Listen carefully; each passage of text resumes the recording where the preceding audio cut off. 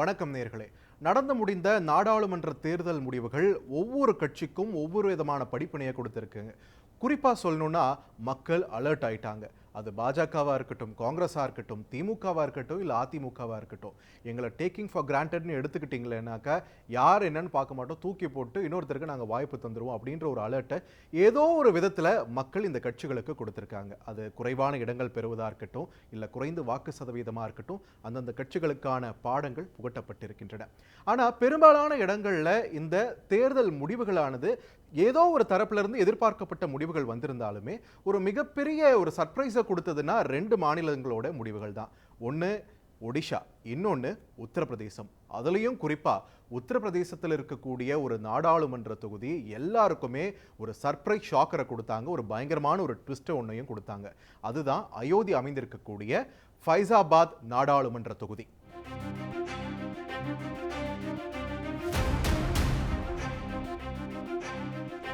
ஃபைசாபாத் நாடாளுமன்ற தொகுதியை பொறுத்த வரைக்கும் அயோத்தி ராமர் கோவில் அமைந்திருக்கக்கூடிய தொகுதி. ஸோ அங்கே கண்டிப்பாக பாஜக தான் வெற்றி பெறும்னு பாஜகவினர் மட்டும் இல்லை, எதிர்க்கட்சிகள், எங்களை மாதிரியான ஊடகவியலாளர்கள், கருத்து கணிப்பு எடுத்த நிறுவனங்கள், இவ்வளோ ஏன் அயோத்தியில் வசிக்காத பிற பகுதி மக்கள், இவங்க எல்லாருமே தீர்க்கமாக நம்பினாங்க கண்டிப்பாக பாஜக தான் அயோத்தி அமைந்திருக்கக்கூடிய அந்த தொகுதியை வெல்ல போகிறது அப்படின்ட்டு. ஆனால் அந்த மக்கள் கொடுத்திருக்கக்கூடிய ட்விஸ்ட் எல்லாருக்குமே ஒரு பயங்கரமான ஷாக்கை கொடுத்துருக்கு. இதுக்கான காரணம் என்னன்னு அலசி ஆராயறதை விட்டுட்டு அந்த மக்களை திட்ட ஆரம்பிச்சிட்டாங்க சமூக ஊடகங்களில் இருக்கக்கூடிய பாஜகவின் ஆதரவாளர்கள். நீங்கள்லாம் ஒரு ஹிந்துவா இருந்துகிட்டு இப்படி தோக்கடிச்சிட்டீங்களே, இந்த மாதிரியான குற்றச்சாட்டுகளும் விமர்சனங்களும் அதிக அளவில் சமூக வலைதளங்களில் பகிரப்பட்டு வருவதை பார்க்க முடிகிறது. அந்த மக்களை திட்டி தீக்குறாங்க சமூக ஊடகங்களில். ஆனால் இதுக்கு பின்னாடி என்ன இருக்கு? அயோத்தியில ராமர் கோவில் கட்ட வேண்டும்னு அந்த பகுதியில் வாழக்கூடிய இந்து மதத்தை பின்பற்றக்கூடிய மக்கள் எல்லாருக்குமே நீண்ட நாள் கனவாக இருந்த ஒரு விஷயம். அதை சாத்தியப்படுத்தி இருக்கு பாஜக. அப்போ அவங்க தானே ஜெயிச்சிருக்கணும். எதனால இந்த முடிவை மாற்றி அமைச்சது?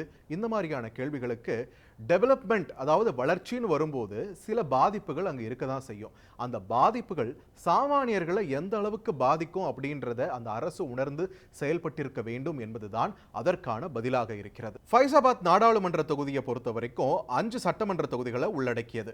தரியாபாத், ருடாலி, மில்கிப்பூர், பிகாப்பூர், அயோத்தியா. இந்த 5 சட்டமன்ற தொகுதிகளில் மில்கிப்பூர் மட்டும் தனி தொகுதி. அங்க எம்எல்ஏவாக இருப்பது இப்போ எம்பியாக தேர்வாகி இருக்கிற அவதேஷ் பிரசாத் தான். ஸோ மீதி இருக்கக்கூடிய 4 சட்டமன்ற தொகுதிகளிலும் யார் எம்எல்ஏக்களா இருக்காங்கன்னு பார்த்தீங்கன்னா பாரதிய ஜனதா கட்சி உறுப்பினர்கள் தான். ஸோ இந்த மாதிரி ஸ்ட்ராங்கா பாஜக இருக்கக்கூடிய ஃபைசாபாத் நாடாளுமன்ற தொகுதியை பொறுத்த வரைக்கும் கடந்த 2014, 2019 2 முறையும் லல்லு சிங் தான் எம்பியாக போட்டியிட்டு தேர்வு செய்யப்பட்டார். ஸோ இந்த 2024 தேர்தலையும் அவருக்கு தான் வாய்ப்பு அளிக்கப்பட்டது. நம்ம ராமர் கோவிலை கட்டியிருக்கோம், இது பாஜகவுக்கான ஓட்டு, மோதிக்கான ஓட்டுன்னு தான் பிரச்சாரம் பண்றோம், அதனால கண்டிப்பா ஜெயிச்சிருவோம்னு சொல்லிட்டு. ஆனா மோதி மேல அந்த மக்கள் பிரியம் வச்சிருந்தாலுமே அங்க எம்பியாக இருந்த லல்லு சிங் மீது அவங்களுக்கு இருந்த அபிப்பிராயம் மாறி இருந்ததை பார்க்க பாஜக தவறிவிட்டது என்றே சொல்லலாம். ஸோ இந்த கிரவுண்ட் ஜீரோவான அயோத்தி நகரத்தை பொறுத்த வரைக்கும் பார்த்தீங்கன்னா அது ஒரு சிறிய அளவிலான நகரம், ரொம்பவே அமைதியான நகரம். பல தசாப்தங்களாக அந்த மக்கள் ராமர் கோவில் எப்போது கட்டப்படும் அப்படின்னு காத்திருக்கக்கூடிய மக்கள், கடந்த சில தசாப்தங்களாக வன்முறைகளையும் அப்பப்போ பார்த்துட்டு இருந்த மக்கள், ஒரு வழியா ராமர் கோவில் கட்ட போறாங்க அப்படின்ன உடனே அயோத்தி மக்கள் உண்மையிலே சந்தோஷம் தான் அடைஞ்சாங்க, அதுக்கு மாற்று கருத்தே கிடையாது. ஆனா அந்த கோவிலோடு நிறைய டெவலப்மெண்ட், அதாவது வளர்ச்சி பணிகளும் மேற்கொள்ளப்பட இருக்கிறது அப்படின்னு அறிவிப்பு வந்தபோது அந்த மக்கள் அதற்கும் மகிழ்ச்சி அடைந்தார்கள், நம்முடைய வாழ்வெல்லாம் முன்னேற போகிறது அப்படின்ட்டு. ஆனா நடந்தது வேறு. அயோத்தி அமைந்திருக்கக்கூடிய இந்த ஃபைசாபாத் தொகுதியில் பாஜகவுடைய தோல்விக்கு பல்வேறு காரணங்கள் முன்வைக்கப்பட்டாலும் அந்த மக்களுடைய எதிர்பார்ப்புகள் சுக்குநூறாக்கப்பட்டதுதான் பிரதானமான ஒரு காரணமாக சொல்லப்படுகிறது.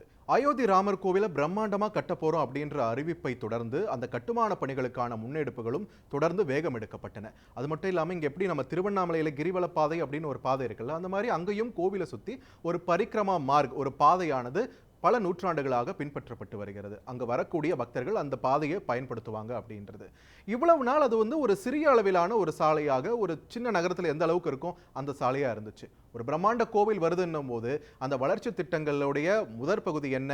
பிரம்மாண்டமான சாலைகள் வேண்டும், அகலமான சாலைகள் வேண்டும் அப்படின்றது தான். இதற்காக அந்த பரிக்ரமா மார்க்கத்திற்காக அங்க இருக்கக்கூடிய வீடுகள், கடைகள் எல்லாம் அரசின் கட்டுப்பாட்டிற்குள் வரத் தொடங்கின. கிட்டத்தட்ட 2200 கடைகள், 800 வீடுகள், அதோடு சேர்த்து சிறிய அளவிலான 30 கோவில்கள், 8 மசூதிகள் எல்லாமே அந்த பாதையில தான் இருந்திருக்கு. அது எல்லாமே இடிச்சு தள்ளப்பட்டிருக்குது இந்த புதிய சாலை வசதிகளுக்காக. இந்த கட்டடங்களோடு சேர்ந்து பல விவசாய நிலங்களும் அரசால கையகப்படுத்தப்பட்டிருக்கின்றன. இதுக்கெல்லாம் முறையான காம்பன்சேஷன் தரப்படும் அப்படின்ற உறுதி அளிச்சிருக்காங்க தொடக்கத்தில். மக்களும் அதை நம்பி இருக்கிறார்கள். ஆனா நடந்தது வேறு. பாத்தீங்களா, அயோத்தி நகரத்தை பொறுத்த வரைக்கும் பெரும்பாலான இடங்கள் அரசு நிலங்களாகத்தான் இருக்கின்றன. அதுல தான் இந்த மக்கள் பல நூற்றாண்டு காலமா வசிச்சு வந்துட்டு இருக்காங்க. இப்போ என்ன ஆயிடுச்சுன்னு பாத்தீங்கன்னா, ஒரு கட்டத்துல இந்த விஷயம் தெரியறதுக்கு முன்னாடியே ராமர் கோவில் கட்டுமானத்தில் ஈடுபட்டிருந்த கூடிய அந்த அறக்கட்டளை இருக்கு இல்லையா, அவங்க சில நிலங்களை வாங்கினாங்க தனியாரிடம் இருந்து. அந்த நிலங்களே அரசுக்கு சொந்தமான நிலங்கள் தான். தனியார் அத்தனை நாள் அங்க இருந்ததால அவங்க நிலம்னு நினைச்சு அரசு நிலத்தை காசு கொடுத்து வாங்கிய அவலமும் அங்க நடந்திருக்கு. இந்த அரசு நிலங்கள்னு சொல்லப்படுற பகுதிகளில் பல நூற்றாண்டுகளாக இந்த மக்கள் வசிச்சு வராங்க. இன்னும் சொல்லணும்னா சில கடைகள்லாம் 100 ஆண்டுகளுக்கு பழமையான கடைகளாக அங்க இருக்கிறது அப்படின்னு சொல்றாங்க. அந்த கடைகளும் தான் சேர்த்து இடிக்கப்பட்டு இருக்கின்றன. இந்த மாதிரி வழி வழியா குடும்பமா நாங்க பண்ணிட்டு இருந்த பிசினஸ் எல்லாம் இதனால போச்சு, எங்களுக்கு முறையான காம்பன்சேஷன் வேணும் அப்படின்னு இந்த மக்கள் தொடர்ந்து வலியுறுத்திட்டு வந்தாங்க. ஆனா காம்பன்சேஷன் முறையா கொடுக்கப்படவில்லை அப்படின்றது தான் தொடர் குற்றச்சாட்டாக இருந்தது. இன்னும் இதுல ஒரு ட்விஸ்ட் என்ன இருக்கு அப்படின்ட்டு பாத்தீங்கன்னா, பண்டிட் சமூகத்தை சேர்ந்தவர்களுக்கு மட்டும் அது அரசு நிலத்துல தான் அவங்க வீடு கட்டியிருந்தாங்க அப்படின்னாலுமே அவங்களுக்கெல்லாம் முறையான காம்பன்சேஷன் கிடைச்சிருக்கு. ஆனா இங்க இந்த பக்கம் இருக்கக்கூடிய ஓபிசிஸ்கோ இல்ல தலித்துகளுக்கோ அவங்களுடைய நிலம் ஆக்கிரமிப்பு செய்யப்பட்டிருக்கிறது, அரசு நிலத்தை ஆக்கிரமிப்பு செஞ்சிருக்கீங்கன்ற குற்றச்சாட்டை சுமத்தி நிறைய பேருக்கு காம்பன்சேஷன் வழங்கப்படவில்லை அப்படின்ட்டு சாதிய ரீதியிலான ஒரு டிஸ்கிரிமினேஷன் இதுல இருக்கு அப்படின்ற ஒரு குற்றச்சாட்டையும் அங்க இருக்கக்கூடிய மக்கள் வட இந்திய ஊடகங்களிடம் முன்வைத்திருக்கிறார்கள். சோ இந்த முறையான காம்பன்சேஷன் வழங்கப்படல அப்படின்ற ஒரு வேதனை இன்னொரு பக்கம் இருக்க, இதை எப்படியாச்சும் நம்ம வாங்கிடணும் அப்படின்றதுக்காக அரசு இயந்திரத்தை அடிக்கடி தொடர்பு கொண்டிருக்காங்க சில மக்கள். ஆனா அவங்களுக்கு வேதனையே மிஞ்சிருக்கு. அது மட்டும் இல்லாம சிட்டிங் எம்பியான லல்லு சிங்கும் முறையாக அவர்களுக்கு எந்த ஒரு பதிலும் அளிக்கவில்லை என்ற ஒரு குற்றச்சாட்டு முன்வைக்கப்படுகிறது. இந்த வேதனையில் இருந்த மக்கள் பெரும்பாலானவர்கள் பார்த்தீங்கன்னா தலித்துகள் மற்றும் ஓபிசி இனத்தை சேர்ந்தவர்களாகத்தான் அங்க இருக்கிறார்கள்.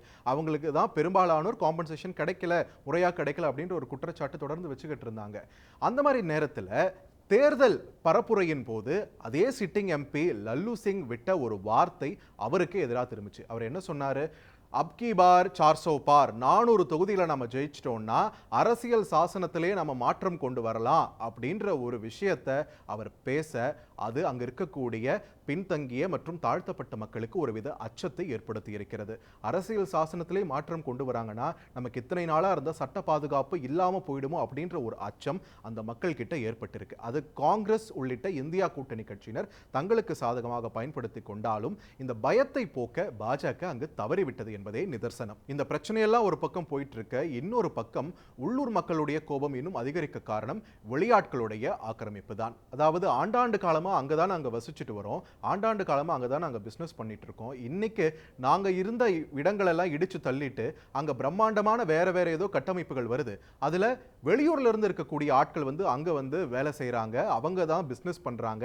ஆனா சொந்த ஊர்லயே நாங்க நிர்கதியாக்கப்பட்டிருக்கோம் அப்படின்ட்டு அந்த மக்கள் வேதனை தெரிவிக்கிறாங்க. இன்னும் குறிப்பா சொல்லணும்னா, அயோத்தி ராமர் கோவில் அமைந்திருக்கக்கூடிய அந்த பகுதியை சுத்தி இருக்கக்கூடிய பெரும்பாலான நிலங்கள் பாத்தீங்கன்னாக்க குஜராத்தை சேர்ந்த மில்லியனர்ஸ் கையில தான் இருக்கு இப்போ அப்படின்ற ஒரு குற்றச்சாட்டையும் அப்பகுதி மக்கள் முன்வைக்கிறார்கள். சரி, இருந்த வீடுகளையும் இடிச்சு தள்ளிட்டாங்க, விவசாய நிலங்களையும் எடுத்துக்கிட்டாங்க, இதுக்கு காம்பன்சேஷன் ஏதாவது தருவாங்க, இல்லைன்னா மாற்று இடம் ஏதாவது தருவாங்கன்னு மக்கள் நம்பிக்கிட்டு இருந்தாங்க. கொடுக்கிற காம்பன்சேஷன்ல புது நிலத்தை நம்ம வாங்கிக்கலான்ற ஒரு நம்பிக்கையும் இருந்தது. ஆனா இதுலயும் மண்ணள்ளி போட்டது அதற்கு அடுத்த நாள் செய்தி. அதாவது கோவில் பிராண பிரதிஷ்டை நடந்த அந்த நாளுக்கு அடுத்த நாளே செய்தித்தாள்கள்ல ஒரு மிகப்பெரிய விளம்பரம் வந்தது. என்ன, அமிதாப் பச்சன் இருந்தாரு, இந்த சரையு அயோத்தியில உங்களுக்கு பிடிச்ச பிளாட்ஸ் எல்லாம் இங்க கிடைக்குது, 1250 ஸ்கொயர் ஃபீட், வெறும் 1.72 கோடி ரூபாய் மட்டுமே அப்படின்ற அந்த விளம்பரத்தை பார்த்து உள்ளூர் மக்களே ஜெர்க்காய் தான் போயிட்டாங்க. ஏன்னா அந்த ஊர்ல அந்த அளவுக்கு விலை கொடுத்து யாராச்சும் வாங்குவாங்களா அப்படின்றது தான் அவங்களுடைய கேள்வி. அவங்களுக்கும் அதை வாங்குவதற்கான திறன் கிடையாது, அந்த அளவுக்கு வசதியான மக்கள் கிடையாது அப்படின்றது தான் இங்க இன்னும் வருத்தம் அளிக்கக்கூடிய விஷயம். இந்த கோபங்கள் எல்லாம் சேர்த்து தான் பாஜகவின் கோட்டையாக கருதப்பட்ட அந்த ஃபைசாபாத் நாடாளுமன்ற தொகுதி தற்பொழுது அந்த கட்சிக்கு அதிர்ச்சி வைத்தியம் கொடுத்திருக்கிறது. இப்பவும் கூட பெரும்பாலான மக்கள் அங்க அவங்களுடைய கோபம் மோடி மீது கிடையாது அப்படின்றது தான் வட இந்திய ஊடகங்கள்ல தொடர்ந்து பதிவு பண்ணிட்டு இருக்காங்க. ஆனா அவங்களுடைய கோபம் என்னன்னா, மாவட்ட அளவிலான தலைவர்கள் எங்களுடைய குறைகளுக்கு செவி சாய்ப்பதில்லை, எங்களை பத்தி கண்டுக்கிறது பண்றதே கிடையாது, வளர்ச்சின்ற பேர்ல எங்களுடைய வாழ்க்கை அழிக்கப்பட்டு கொண்டிருக்கிறது, ஆனா அதை பத்தி அவங்களுக்கு கவலை இல்லை அப்படின்ற ஒரு குற்றச்சாட்டை தொடர்ந்து அழுத்தமாக முன்வைக்கிறார்கள். சரி, அந்த மக்களுடைய ஆதங்கம், ஆற்றாமை, அந்த வேதனை இதெல்லாம் முன்னாடியே தெரிய வரலையா? இது எலெக்ஷன் பத்தின கருத்து கணிப்புகள் எடுக்கும்போது இதெல்லாம் வெளிவரலையா அப்படின்ற ஒரு கேள்வி எழுவது சகஜம்தான். ஆனா அங்கே நிலைமை வேறு மாதிரியாக இருந்திருக்கிறது. கோவில் திறப்பு விழா, அந்த பிராண பிரதிஷ்டை விழாவிற்கு முன்னாடி பார்த்தோம்னா நம்ம தந்தி டிவியோட மூத்த இணை ஆசிரியர் ஹரிஹரன் அவர்களே கூட அங்க அயோத்தி நகரத்திலிருந்து நமக்கு ஸ்பெஷல் எக்ஸ்க்ளூசிவ் கவரேஜ் கொடுத்திருந்தார். அவர்கிட்ட நாம இதை பத்தி கேட்கும் போதும் கூட கோவில் கட்டுமான பணிகள் ஒரு பக்கம் பிரம்மாண்டமா போயிட்டு இருக்கு, இன்னொரு பக்கம் வளர்ச்சி பணிகள், சாலை விரிவாக்கம், பாதுகாப்பு ஏற்பாடுகள்னு மற்றொரு பக்கம் போயிட்டு இருக்கு. இந்த மாதிரி அந்த ஊரே திருவிழா கோலம் பூண்டிருந்தது. அந்த மக்கள் எல்லோருமே மகிழ்ச்சியாக இருந்ததாக தான் நம்மளால பார்க்க முடிஞ்சது. ஆனா இதற்கு பின்னாடி மக்கள் இத்தனை வேதனைகளோடு இருக்கிறார்கள் அப்படின்ற ஒரு விஷயமே அங்க பார்க்கும்போது தெரியல. உள்ள போய் பார்த்திருந்தா தான் நமக்கு தெரிஞ்சிருக்கும் அப்படின்ற ஒரு விஷயத்தையும் அவர் பதிவு பண்ணார். அயோத்தி ராமர் கோவில் கட்டமைப்பு கிட்டத்தட்ட இறுதி கட்டத்தை எட்டி பிராண பிரதிஷ்டை என்று சொல்லக்கூடிய கோவில் திறப்பு விழா 22ஆம் தேதி ஜனவரி நோக்கி தயாராகி கொண்டிருக்கிறது. ஆனால் இந்த கோவில் கட்டுவது என்பது கட்டமைப்பு ரீதியாக பல சவால்களை முதலிருந்து பார்த்திருக்கு. என்ன காரணம்னா, இந்த பகுதியுடைய மணல் என்பது இந்த அளவுக்கு பெரிய பிரம்மாண்டமான கட்டமைப்புக்கு ஏற்றதாக இல்லை. இதே நிலவரம் தான் இந்த கருத்து கணிப்புகள் எடுத்த நிறுவனங்களுக்கும் தெரிந்திருக்கிறது. இந்த கோபங்களோட வெளிப்பாடாதான் அயோத்தி இருக்கக்கூடிய அந்த ஃபைசாபாத் தொகுதி மக்கள் ஒரு மாபெரும் சமூக புரட்சியும் செய்திருக்கிறார்கள். தமிழ்நாட்டு அரசியல் களத்தில் கூட அந்த புரட்சி நடக்கவில்லை. அது என்ன? இந்த ஃபைசாபாத் நாடாளுமன்ற தொகுதி ஒரு பொது தொகுதி. ஆனால் அங்கே தற்போது வென்றிருக்கக்கூடிய சமாஜ்வாதி பார்ட்டியின் அவதேஷ் பிரசாத் ஒரு தலித் தலைவர். ஸோ பொது தொகுதியில் ஒரு தலித் எம்பி தேர்வாகி இருப்பது நாட்டிலேயே இங்கு மட்டும்தான். அந்த ஒரு புரட்சியையும் சைலண்டாக பார்த்துருக்காங்க ஃபைசாபாத் தொகுதி மக்கள். ஸோ பிரம்மாண்டமான பாலராமர் கோவில் அமைந்திருக்கக்கூடிய இந்த அயோத்தி அமைந்திருக்கக்கூடிய ஃபைசாபாத் நாடாளுமன்ற தொகுதி இந்த தேர்தலில் கற்றுக் கொடுத்திருக்கக்கூடிய பாடம் பாஜகவிற்கானது மட்டுமல்ல, எல்லா அரசியல் கட்சிகளுக்கும் சேர்த்துதான். செய்திகளை உடனுக்குடன் தெரிந்து கொள்ள உடனே சப்ஸ்கிரைப் பண்ணுங்க.